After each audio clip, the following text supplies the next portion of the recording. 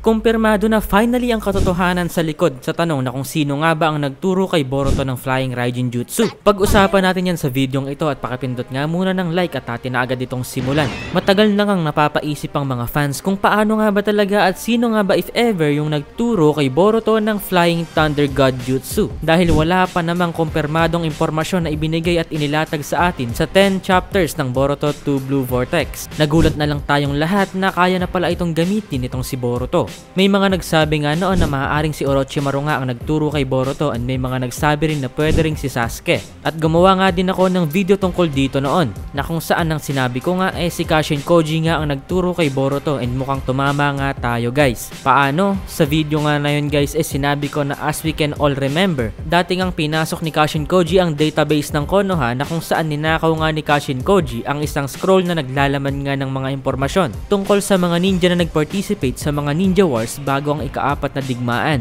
which means posibleng naglalaman nga ito ng mga data tungkol kina Jiraiya at iba pa. At pwedeng ang nilalaman nga ng scroll na ito ay ang biography, biodata, mga jutsu at mission details ng isa o higit pang ninja. Basically lahat-lahat ng public information na available sa mga ninja noon. Maybe naglalaman nga ito specifically ng data sa lahat ng mission na kung saan nag-participate nga itong si Jiraiya. At kasama na dito yung mga nakasama niya or mga naging teams niya at mga jutsu nila. And ito nga siguro yung maaaring info na ibinahagi ni Kashin Koji dito kay Boruto sa loob ng time skip. Dahil posibleng naglaman nga ang scroll na ito ng mga info tungkol rin sa grandfather ni Boruto na si Minato. At yung signature move ni Minato na Hiraishin. At maaari nga guys na ito talaga yung nangyari. Dahil dito nga sa official website ng Naruto franchise, may mga bagong post updates nga na may mga headline na Boruto Database. Ito nga basically yung equivalent ng Naruto databooks noon na naglalaman nga ng mga detalyadong impormasyon tungkol sa mga stats, skills, jutsu at iba't ibang bagay tungkol sa mga karakter.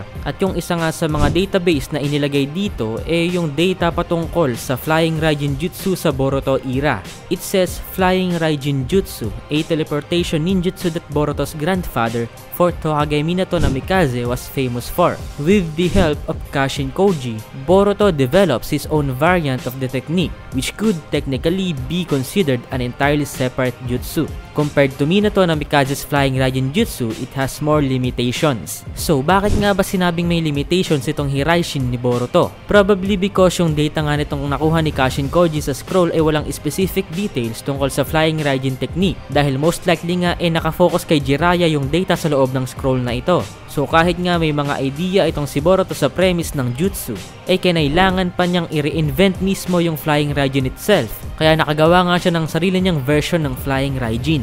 At tulad nga ng nabasa natin, itong Hiraishin nga ni Boruto ay isang variant ng Flying Raijin at hindi nga ito yung exact same na ginagamit ni Minato. At itinuturing nga itong kakaiba o entirely separate na technique. Sadyang tinawag lang siyang Flying Raijin. At oo, magkaiba naman talaga dahil unlike Minato, kinakailangan nga ni Boruto na gumamit ng hand signs. At may mga limitations nga ito kumpara sa original at hindi pa nga natin alam kung ito nga ay mas malakas na version ng Flying Raijin or hindi. Pero most likely ito nga ay inferior version o mas pinahinang version ng Flying Raijin ni Minato. Love you, subscribe, bye bye.